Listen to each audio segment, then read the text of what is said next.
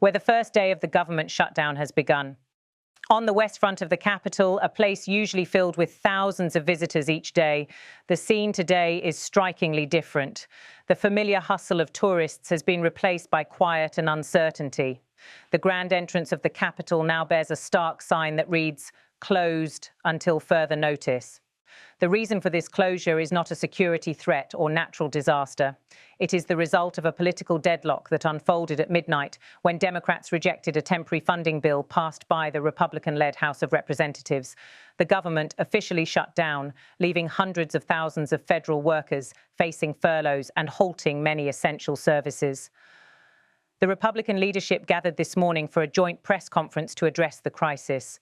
Standing before the press, the Speaker of the House opened his remarks with a somber observation. Speaker Johnson said, "Today, America's boys and girls will walk up these doors and they'll see something different, a sign that says closed until further notice.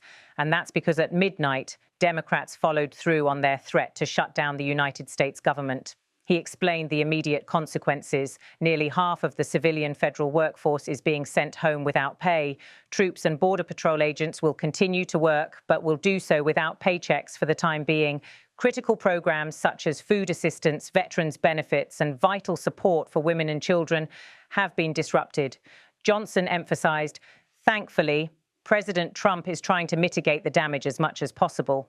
His administration is working to limit the harm to the American people, but the longer this goes on, the more pain will be inflicted because it is inevitable when the government shuts down."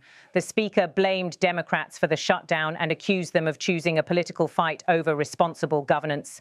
He said, "Democrats could have worked with us in a bipartisan manner to avert this unnecessary and very harmful shutdown, but instead they prioritized taxpayer-funded benefits for illegal aliens over keeping the government open for American citizens. They themselves positioned that as a binary choice, and it's patently absurd." Johnson described the funding bill Democrats rejected as straightforward and free of political gamesmanship.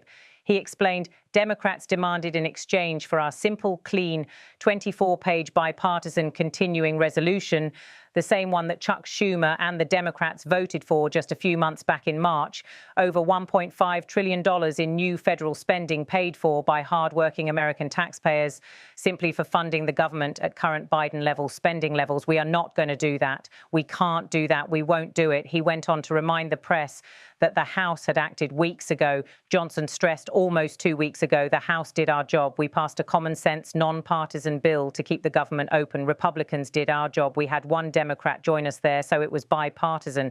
But every other Democrat in the House voted to shut the government down.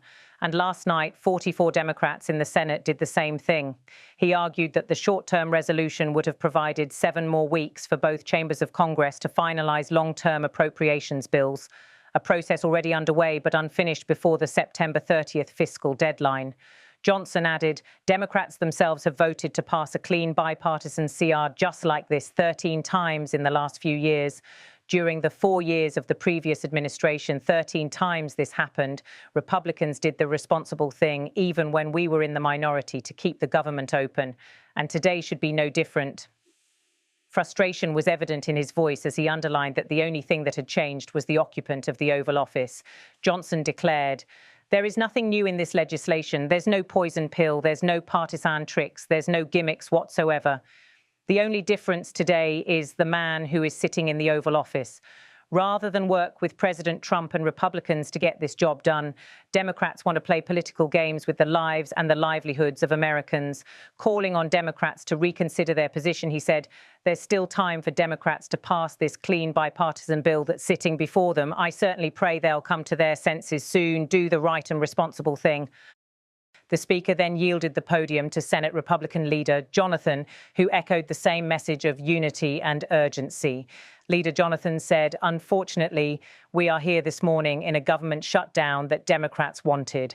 Chuck Schumer, at the behest of a bunch of liberal, far-left activist groups, has walked his Democrat colleagues into a boxed canyon.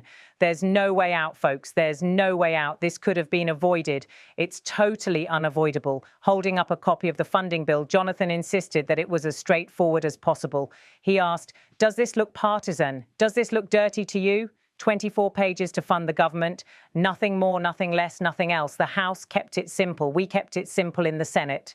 Jonathan reminded everyone that Senate Democrats had supported similar resolutions 13 times in the past, particularly during the previous administration when they were in the majority and Joe Biden was president. He argued that the solution was still within reach.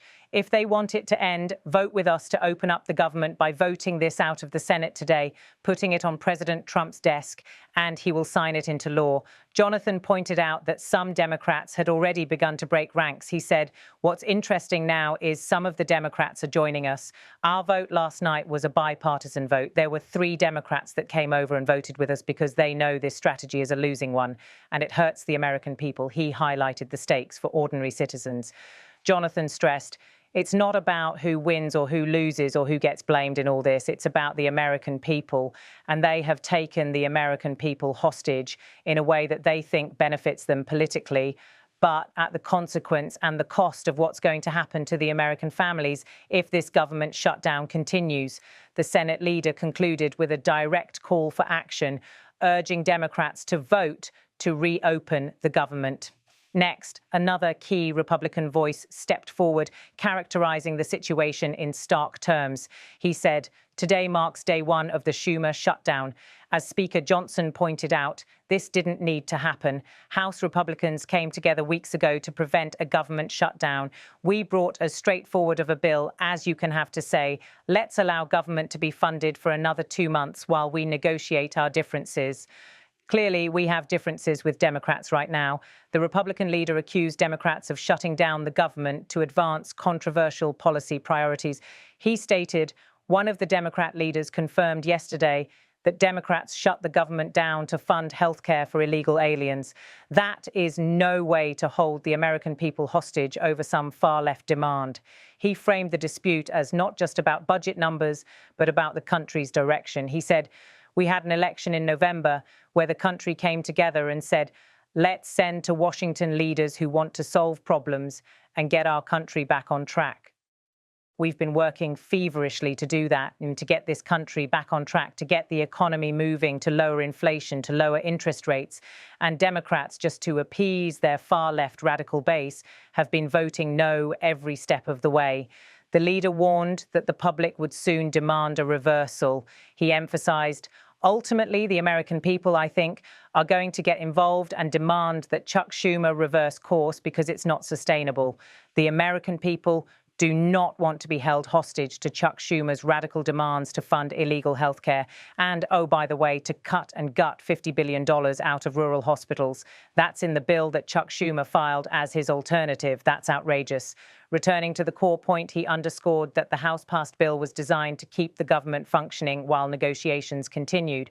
He said, we have a bill that is clean, that just keeps these negotiations going for another 2 months while the government stays open. All Chuck Schumer needs to do is get over the tantrum that he's having with the results of the election from November and vote yes to keep the government open. We are here ready to get the job done. Schumer needs to end this shutdown and finally join with us, and let's start real negotiations without holding the American people hostage. Throughout the press conference, Republican leaders presented a united front. They portrayed the shutdown as unnecessary, harmful, and politically motivated. They insisted that their short-term resolution was a practical tool to prevent disruption to federal services and to protect Americans from the ripple effects of a government shutdown. The political implications were clear. Republicans framed the dispute as evidence that Democrats were willing to put ideology ahead of governance. Democrats, in contrast, though not present at the press conference, have argued that the Republican plan fails to address urgent national needs and would constrain essential programs. As the day progressed, the shutdown's consequences began to ripple across the country, from furloughed federal employees to military families, border agents, and rural hospitals. The political standoff in Washington was not an abstract debate. It was a struggle with immediate and tangible effects on everyday Americans. In the days to come, the nation will watch closely to see whether bipartisan pragmatism can break the deadlock or whether the shutdown will deepen, prolonging the uncertainty and pain for millions.